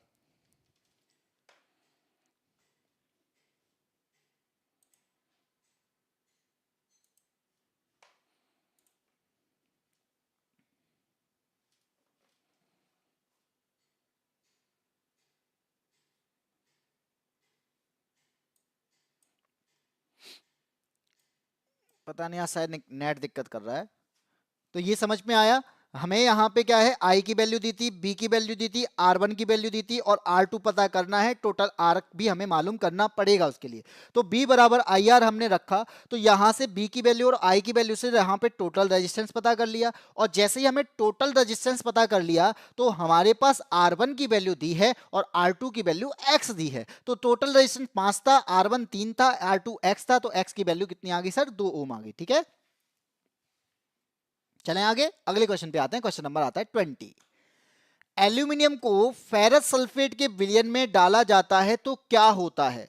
आपको पता है कि बेटा अगर कभी भी कोई भी यहां पर तत्व है वो ज्यादा सक्रिय हो जाए, ज्यादा रिएक्टिव हो जाए, तो वो क्या करेगा, वो दूसरे वाले के पार्ट को हटाने की कोशिश करेगा या अपनी ओर खींचने की कोशिश करेगा। एक प्रकार से समझ सकते हो जैसे गवर्नमेंट जॉब वाला प्राइवेट जॉब वाले के साथ में कोई व्यक्ति होता है, उसके साथी को अपनी ओर खींच लेता है। कैसे, चलिए यहां पर यही सीखते हैं। हमने कहा एल्यूमिनियम, सर यहां पे हमने ले लिया एल्यूमिनियम, और इस एल्यूमिनियम की क्या है, सरकारी नौकरी है। किसकी है, एल्यूमिनियम की क्या है, सरकारी नौकरी है। और जिसकी सरकारी नौकरी होगी वो ज्यादा क्या होगा, ज्यादा रिएक्टिव होगा। क्या होगा, ज्यादा रिएक्टिव होगा। अब क्या करता है भाई, इसके पास में है कौन, यहां पे फेरस सल्फेट, तो फेरस सल्फेट के पास से निकलता है, तो यहां पर जो सल्फेट है ना, सल्फेट, ये क्या होगा, ये इसकी ओर आकर्षित हो जाएगा क्योंकि इसके पास है सरकारी नौकरी, और इसके पास जो फेरस था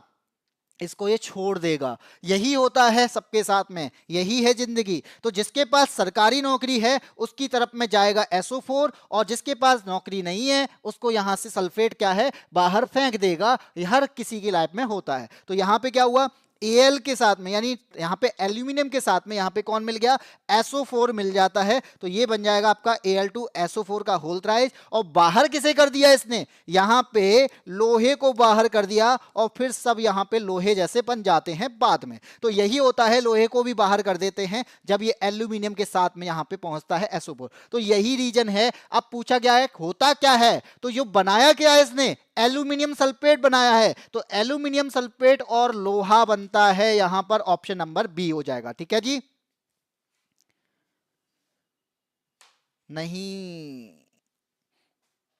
चलिए आगे अगले क्वेश्चन पे पहुंचे।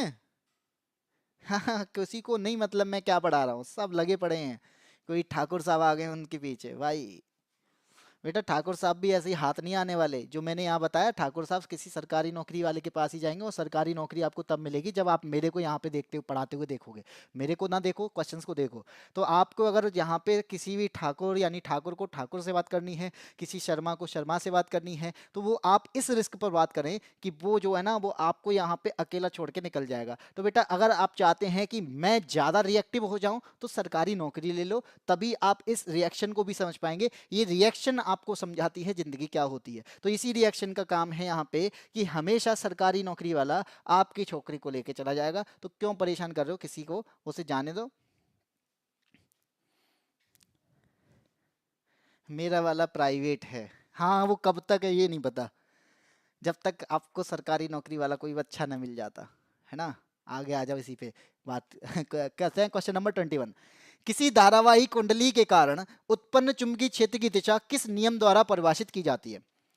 जब आपको कभी भी चुंबकीय क्षेत्र की दिशा बताने के लिए बोले, क्या बोले, चुंबकीय क्षेत्र की दिशा बताने के लिए बोले, तो उसका आंसर कभी भी फ्लेमिंग नहीं होगा। हमेशा याद रखना, जब भी कभी भी चुंबकीय क्षेत्र की दिशा की बात करें तो फ्लेमिंग का नियम नहीं होगा, फैराडे का नियम नहीं होगा, लेंज का नियम नहीं होगा, होगा तो होगा दाएं हाथ का नियम। और ये दाएं हाथ का नियम क्या कहता है कि जो अंगूठा है ना, ये अंगूठा हमेशा करंट की दिशा को बताता है, और ये मुड़ी हुई उंगलियां है ना, ये मुड़ी हुई उंगलियां चुंबकीय क्षेत्र की दिशा को बताती हैं। अगर मैं यहाँ पे करंट की दिशा को आपकी तरफ कर दूं तो यहाँ पे जो मुड़ी हुई उंगलियां है ना, ये फोल्ड उंगलियां जिस साइड में फोल्ड हो रही हैं वो चुंबकीय क्षेत्र की दिशा होगी। अगर मैं यहाँ पे नीचे की ओर कर दूं तो यहाँ पे क्या होगा, यहाँ पे भी क्या हो जाएगा, चुंबकीय क्षेत्र जो है वो इस प्रकार से यहाँ पे दिशा बनाएगा। तो चुंबकीय क्षेत्र की दिशा के लिए यहाँ पे दाएं हाथ के अंगूठे का नियम यूज करना होता है, और मैक्सवेल का कॉर्क स्क्रू नियम का यूज करना होता है। ठीक है, चले पढ़ लो, अभी पढ़ लो बेटा, पढ़ लो। क्वेश्चन नंबर आता है 22, रासायनिक समीकरण दे रखा है जी, क्या दे रखा है हमें, H3H2SO4 X, फिर आ गया आपका X, तो XAl3H2 बनता है, YAl2SO4 का होल थ्राइस बनता है। आपको यहां पे क्या करना है बेटा, यहां पर बैलेंस करना है, X और Y का मान निकालना है। अगर आप इसमें देखें H2SO4 है, तो यहां पर हमारे पास में हाइड्रोजन है, हाँ जी है, SO4 है यानी सल्फेट है, हाँ जी है, ये लेफ्ट साइड में भी है और राइट साइड में भी है, Al है, हाँ जी है। तो मैंने एक तरफ तो लिख लिया लेफ्ट साइड को, ठीक है सर, और एक तरफ आप राइट को लिखोगे, हाँ जी राइट को भी लिखेंगे। राइट में क्या लिखेंगे, यही चीजें लिख लेते हैं। H की वैल्यू क्या है, SO4 की वैल्यू क्या है और Al की वैल्यू क्या है। चलिए और देखते हैं आगे क्या हो जाएगा। H की वैल्यू की बात करें तो 3 ये हैं 2 ये हैं, तो इन दोनों का क्या हो जाएगा, मल्टीप्लाई हो जाएगा। सर H की वैल्यू यहां पर 6 है, उस साइड देखेंगे तो इधर 3 और ये यहां पे 2, तो इन दोनों का मल्टीप्लाई क्या हो जाएगा 6। सर हमें H को यहां पे क्या नहीं करना, बैलेंस नहीं करना, क्योंकि ये पहले से है। अब बात करते हैं SO4 की। सर SO4 इधर कितने हैं, इधर तो सर 3 है और इधर कितने हैं SO4, तो ये कहता है यहां पे क्या है, यहां पे 22 भी है और 3 भी हैं, तो 22 का मल्टीप्लाई 3 से हो जाए तो ये क्या हो जाएगा, बैलेंस हो जाएगा। Al यहां पे कितना है, Al सर यहां पे तो x है, बिल्कुल सही बात है। उस साइड में आप बता दो तो बेटा यहां पे Al की वैल्यू है 22 मल्टीप्लाई 2। अब बता दो क्या हो जाएगा। आप खुद सोचो कि मैं यहां पर इस Al की जगह पर यानी इस 22 की जगह पर क्या कर दूं, 2 का मल्टीप्लाई कर दूं। क्या कर दूं, 2 का मल्टीप्लाई कर दूं, तो क्या हो जाएगा, अगर मैं 22 की जगह पे 2 का मल्टीप्लाई कर दूं तो हो क्या जाएगा यहां पे, सॉरी 22 की जगह पे नहीं, x की जगह पे, तो x की जगह पे अगर मैं 2 रख दूं तो मुझे यहां पर दिख रहा है al यहां पे कितना है 22 मल्टीप्लाई 2 और इधर al कितना है x है, तो 22 की वैल्यू मुझे बतानी पड़ेगी और 22 की वैल्यू 2 तभी हो पाएगी जब इसका 1 से मल्टीप्लाई हो जाएगा। तो आप यहां पे क्या कहेंगे, जैसे ही मैं 22 की वैल्यू को 1 रखता हूं तो x की वैल्यू अपने आप ही 2 हो जाएगी। तो इस प्रकार से बैलेंस बनाने के बाद में क्या हो जाएगा, बैलेंस बनाने के बाद जो रिएक्शन निकल के आएगी वो क्या बनेगी, आपकी रिएक्शन निकलेगी 3H2SO4, यहां पर बन जाएगा 2Al और यहां पर जो नीचे की तरफ में बनेगा वो बन जाएगा आपका 3H2 और ये बन जाएगा आपका 22 की वैल्यू हमने 1 मानी है तो ये बन जाएगा Al2 और ये बन जाएगा आपका SO4 का होल ट्राई।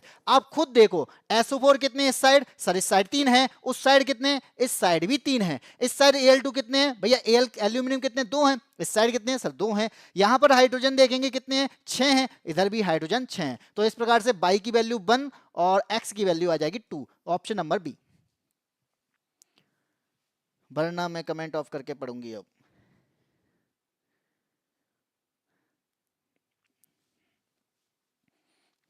मेरा तो 15 दिन पहले ब्रेकअप हो गया। हाँ सब यहाँ पे अब ब्रेकअप की कहानी लेके आएंगे, अब सब रोएंगे, सब यहाँ पे रोना धोना करेंगे, सब लोग बताएंगे अब सर क्या करें। बेटा सर अगर कुछ जानते तो फिर क्या बात थी, सर कुछ नहीं जानते, सर पढ़ाना जानते हैं, पढ़ लो।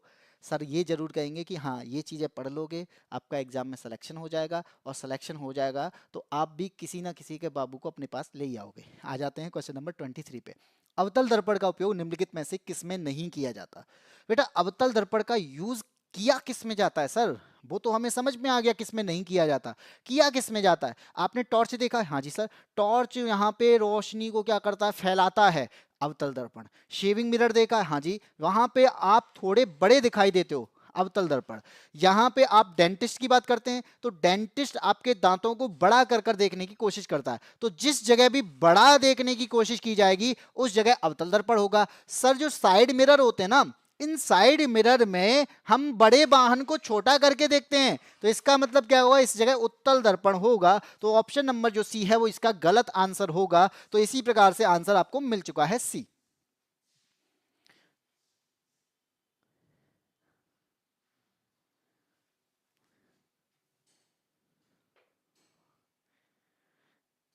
चलो आगे बढ़ते हैं। तुम्हारी मुझे पता है कि जो बातें स्टार्ट हो गई ये खत्म नहीं होने वाली हैं।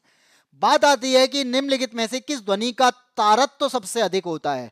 आपने कभी हस्बैंड वाइफ को लड़ते हुए देखा होगा तो आपने एक बात नोटिस की होगी कि जो वाइफ है उसकी आवाज कानों में इतनी तेज आती है, इतनी तेज आती है कि हस्बैंड बेचारा वहां पे चुप हो जाता है। ऐसा क्या है कि आवाज वहां पे बहुत तीखी आने लग जाती है, ऐसा क्या है आवाज इतनी ज्यादा हो जाती है कि हस्बैंड हस्बैंड जो होता है उसकी जो भारी आवाज होती है वो भी धीरे धीरे धीरे धीरे करके शांत हो जाती है। होता क्या है यहाँ पे बेटा, फर्क होता है पिच का। तो यही क्वेश्चन है कि पिच सबसे ज्यादा किस में होगी, तो जिसकी आवाज यहाँ पे क्या होगी, जिसके पास यहाँ पे आवाज पतली होती चली जाएगी, क्योंकि पतली आवाज नॉर्मल रहती है, सही लगती है, लेकिन जैसी आवाज तेज निकल के आती है, लाउडनेस जिसके अंदर बढ़ती जाएगी तो वो आवाज यहाँ पे चुभने लग जाती है। और यही रीजन है। सर जी हमारी वाइफ नहीं है बेटा, वाइफ नहीं है तो कोई तो होगा जिस जो आपको चिल्लाता हो, ठीक है। तो यहाँ पे पिच की जब बात करेंगे तो पिच किस पर निर्भर करती है बेटा, आवृत्ति पर निर्भर करती है। किस पर? आवृत्ति पर, यानी फ्रीक्वेंसी पर निर्भर करती है। जिसकी फ्रीक्वेंसी ज्यादा होगी आवाज क्या हो जाएगी? आवाज उतनी ही यहां पे पतली निकलेगी। तो आवाज का भारी होना, आवाज का पतला होना, ये पिच पर डिपेंड करता है। तो अगर मैं ये कहूं कि अगर हाई पिच है, अगर मैं ये कहूं कि हाई पिच है, तो क्या होगा? वो आवाज किसकी होगी? वो किसी फीमेल की आवाज होगी। अगर पिच कैसी है? लो पिच है, तो कैसी आवाज आएगी? भारी आवाज आएगी। और भारी आवाज किसकी होगी? भारी आवाज पुरुष की होगी। तो याद रखना कि जब आवाज बहुत ही तीखी हो जाए, जब आवाज बहुत ही पतली हो जाए, तो इसका मतलब है कि जो पिच है वो बहुत ज्यादा हाई है, आवृत्ति है वो बहुत ज्यादा हाई है। ऐसी स्थिति में यहां पर अब आप बताओ कि कौन सी आवाज जो है वो बहुत पतली होगी। तो आपके पास में आंसर है पक्षी की आवाज, पत्तियों की सरसराहट, हवा की ध्वनि और शेर की दहाड़। तो आपको पता है शेर की दहाड़ तो हो नहीं सकती, क्योंकि उसके पास में लाउडनेस ज्यादा होती है। लाउडनेस ज्यादा होने का मतलब क्या है? लो पिच होती है। तो इसका मालूम है यहां पर डी तो हो नहीं सकता। हवा की ध्वनि भी क्या है? हवा की ध्वनि में भी क्या होती है? पिच इतनी यहां पे क्या होती है? लो होती है कि वो हमें चुभती नहीं है।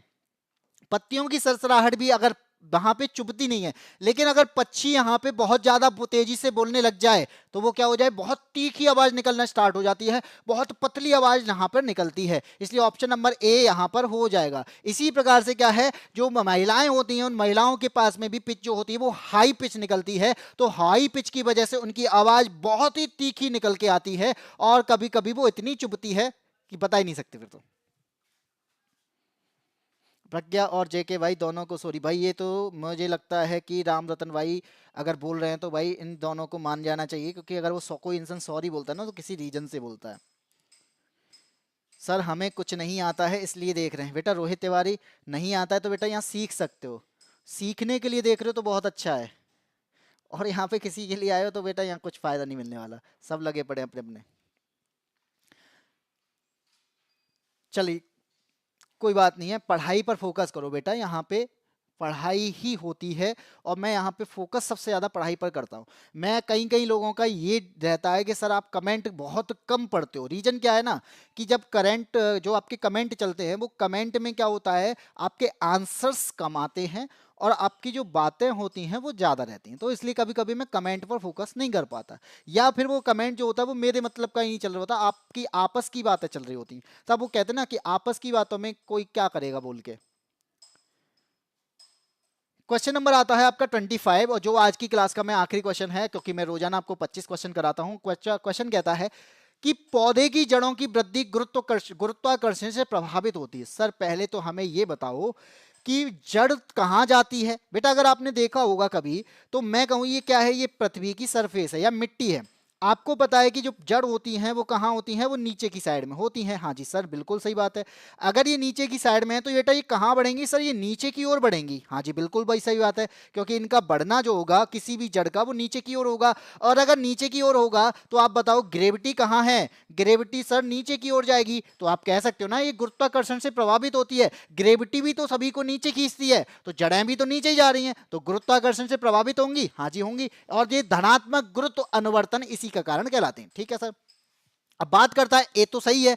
बी कहता है तने की वृद्धि सूर्य के प्रकाश से प्रभावित होती है। बेटा खुद सोचो कि जो तना है वो कहां जाएगा? सर वो तो ऊपर जाएगा, और ये ऊपर जाएगा तो ग्रेविटी के तो अगेंस्ट जाएगा। ग्रेविटी कहां पर है? नीचे। और ऊपर कौन है भाई? ऊपर है प्रकाश। किसका प्रकाश? सूर्य का प्रकाश। और इसी वजह से क्या बढ़ जाएगा? ये पेड़ बढ़ता हुआ ऊपर की ओर जाता है। ये भी कथन भी सही है, क्योंकि यहां पर याद रखना ये प्रकाश अनुवर्तन होता है तना, और जड़ जो होती है वो गुरुत्व अनुवर्तन होता है। लेकिन सर इनका अपोजिट पूछ लिया जाए तो जड़ जो होती है वो नेगेटिव प्रकाश अनुवर्तन होती है और धनात्मक गुरुत्व अनुवर्तन होती है। ये बात याद रखना। ठीक है, तो हमारे दोनों कथन सही हैं, इसलिए ऑप्शन नंबर सी जो हुआ वो बिल्कुल सही हो जाएगा। ठीक है भाई। चलिए आज की क्लास का ये आखिरी क्वेश्चन जो मैंने आपको समझा दिया है कि यहाँ पर किस प्रकार से महिलाओं की आवाज पतली होती है, यहाँ पर जड़ और तना गुरुत्व अनुवर्तन होते हैं कि नहीं होते हैं, अवतल दर्पण का प्रयोग कैसे किया जाता है, दाएं हाथ के अंगूठे का नियम भी आज के नियम में आया। अगर मैं आपको बताऊं कि यहाँ पे श्रेणी क्रम के बारे में बताया, यहाँ पर आपका अधिक रिएक्टिव होगा तो वो छोटे वाले कम रिएक्टिव को क्या करेगा। अगर आपको मैं बताऊं तांबे के तार को स्प्रिंग की तरह अगर मोड़ दिया जाए तो बिजली की दौड़ने के साथ साथ वहां पे चुंबक बनेगी कि नहीं बनेगी, चुंबक का काम होगा कि नहीं होगा। तो अगर यहाँ पे बात की जाए अयस्क के लिए क्या क्या किया जाता है धातु निकालने के लिए, और मैंने यहाँ पे बताया कि जो हमारी बॉडी है वहां पे टेस्टिस जो होते हैं वो नीचे की तरफ में क्यों होते हैं। हमारे पास में जो होता है कि सिंबल आते हैं, सिंबल का मतलब क्या होता है, साइड मिरर का यूज क्या है, आपको पता है ध्वनि की आवाज ठोस में ज्यादा क्यों होती है, सिरके और बेकिंग सोडा को मिलाने से क्या होता है, रिफ्लेक्सिव एक्टिव जो एक्शन होता है कि हम गर्म तवे पे हाथ रखते हैं हाथ हमारा तुरंत हट जाता है। ये सारे क्वेश्चन मैंने आपको कराए हैं और सभी में आपको मैंने बहुत ही अच्छे तरीके से समझाने की कोशिश की है। तो आप अगर अच्छी क्लास को चाहते हैं, आप चाहते हैं कि इसमें और अच्छे क्वेश्चंस को लेके आऊं, तो बेटा याद रखो आपको भी एक्टिव रहना पड़ेगा। तो आप अगर एक्टिव रहेंगे तो मैं भी एक्टिव उतना ही रहूंगा। आपके अगर कमेंट अच्छे आएंगे तो मेरे भी कमेंट पढ़ाने का तरीका और अच्छा होगा। आप चाहेंगे कि इस प्रकार के क्वेश्चन कराए जाएं तो मैं वो क्वेश्चन भी लेके आऊंगा, और ये क्वेश्चन वो हैं जो आपके एग्जाम में पूछे जा रहे हैं। इसी प्रकार के क्वेश्चन आए हैं, इसी प्रकार के क्वेश्चन पूछे जा रहे हैं। तो ग्रुप डी की तैयारी करने वाले लोगों के लिए क्लास जो चल रही है, ये क्लास वही क्वेश्चंस को लेके आती है जो क्वेश्चंस आपके एग्जाम्स में आते हैं, जो आपके लेवल को बताते हैं, आपके क्वेश्चंस का तरीका, पूछने का तरीका बताते हैं, किस सिलेबस से पूछा जा रहा है ये बताते हैं, कौन से चैप्टर इंपोर्टेंट बनते हैं ये बताती है ये क्लास। और इस क्लास से इसी वजह से आपको रोजाना जुड़ना है। ठीक है, थैंक यू भाई, थैंक यू सभी को। अनामिका मीणा बहुत लेट आए हैं क्योंकि क्लास आज की खत्म हो चुकी है। गुंजन प्रजापति भी जुड़ चुके हैं। तो बेटा मैं आपको बता दूं कि आज की क्लास में जो था वो आपका यहाँ पे मैंने कंप्लीट करा दिया, और यहाँ पर मैं रोजाना 25 क्वेश्चंस कराता हूँ। अगर आप चाहते हैं कि सर ये क्लास जो है ना आप जो करा रहे हो ये क्लास हमें और कहाँ मिलेगी, तो बेटा हमारे चैनल पर आप सब्सक्राइब जरूर कर लेना। ये क्लास का नोटिफिकेशन आपको रोजाना मिलता रहेगा क्योंकि ये क्लास आपको रोजाना 12 बजे मिलती है। तो रोजाना 12 बजे मेरे साथ में आप साइंस की क्लास ले सकते हैं। इसके अलावा जो मैंने प्लेलिस्ट भी बनाई है, तो आप चाहते हैं कि सर हम प्रीवियस क्लासेस को कैसे देखें, तो प्रीवियस क्लासेस के लिए आपको बेटा ग्रुप डी 2025 साइंस पीवाईक्यूज जो कि हमारे चैनल पे प्लेलिस्ट बनकर तैयार है, आप इसमें भी जा सकते हैं, जिसमें मैं आपको बता दूं कि आज आपकी 16वीं जो क्लास में करा रहा हूं, इस क्लास में आपको वही क्वेश्चंस कराए हैं जो आपके एग्जाम में आए हुए हैं। तो जो इस साल अभी भी एग्जाम जो चल रहा है इसमें जिस प्रकार के क्वेश्चन आते हैं सभी एग्जाम्स सभी क्वेश्चंस मैं इन्हीं क्लास में रख रहा हूं। तो आप इस क्लास से जुड़ सकते हैं, इस प्लेलिस्ट को भी देख सकते हैं, आपके लिए फायदा देगी। आप अगर मैं बता दूं कि 20+ नंबर चाहते हैं ग्रुप डी में, तो ये क्लास आपके लिए बहुत खास रहने वाली है। अगर आपकी तैयारी बहुत अच्छी है तो आप 25 तक पहुंच जाएंगे। इसकी प्रैक्टिस कराने में ये सबसे ज्यादा हेल्प करने वाली है। आज ही क्लास खत्म हो चुकी है। आप किसकी तैयारी करती हो, कौन भैया? लो ये लगे पड़े हैं अपनी बातों में, कौन किसकी तैयारी करता है। बाकी बेटा एक चीज और याद रख लेना, हमारी एक एप्लीकेशन है जिसका नाम है बाई एससी ऐप। अगर आप चाहते हैं कि इसी प्रकार से आपको समझ में भी आ रहा है और आप चाहते हैं कि सर कंसेप्ट भी क्लियर हो सके इसी के साथ में, तो आपको बाई एससी ऐप डाउनलोड करना पड़ेगा। और बाई एससी ऐप की अगर मैं बात करूं तो आपको जैसे ही आप डाउनलोड करते हैं, रजिस्टर करते हैं, लॉग इन करते हैं, तो वहां पर आपको सारे कोर्सेज दिख जाएंगे जो कि आपको मात्र 99 में दी जा रहे हैं। आप चाहते हैं कि 99 रुपए में हमें कोर्स मिल जाए, तो बेटा आपको यही मिलेगा। आप चाहते हैं कि पूरा सिलेबस कवर हो जाए, तो बेटा यही होगा। इसके साथ ही आपको जो टीचर पढ़ा रहे हैं वो अच्छी तरीके से पढ़ाएं, अच्छी स्किल के साथ पढ़ाएं, कंसेप्ट को क्लियर करें, थ्योरी पूरी कराएं, सिलेबस पूरी कराएं। इसके साथ ही आपको यहाँ पे नोट्स भी प्रोवाइड करें, और आप चाहते हैं सर लाइव भी पढ़ाएं, तो सब कुछ आपको एक जगह पर मिलेगा, वो बाई एससी ऐप पर मिलेगा। और बाई एससी ऐप सर्च अगर आप करेंगे, बाई एससी नहीं बाई एससी ऐप सर्च करेंगे, तो आपको हमारी एप्लीकेशन इस लोगो के साथ में मिल जाएगा और आप इसे डाउनलोड कर सकते हैं। जितनी भी क्लास होती हैं इन सब की पीडीएफ भी आपको वही मिलती है।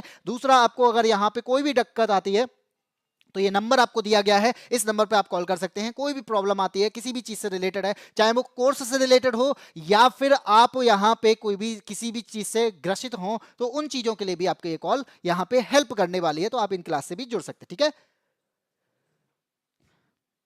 चलिए आज की क्लास में इतना ही, फिर मिलते हैं इसी टाइम पर 12 बजे। आप रोजाना मेरे साथ में इसी प्रकार से जुड़ते रहिएगा। और हाँ, जो नया आया है बंदा वो एक बार क्लास को देखे, पसंद आता है तो यहाँ पे सब्सक्राइब जरूर कर लें, और इसके बाद रोजाना हमारे साथ में लाइव क्लास में 12 बजे जुड़ जाएं। ठीक है, तो आज की क्लास में इतना ही, फिर मिलेंगे इसी टाइम पर। तब तक के लिए जय हिंद, जय भारत।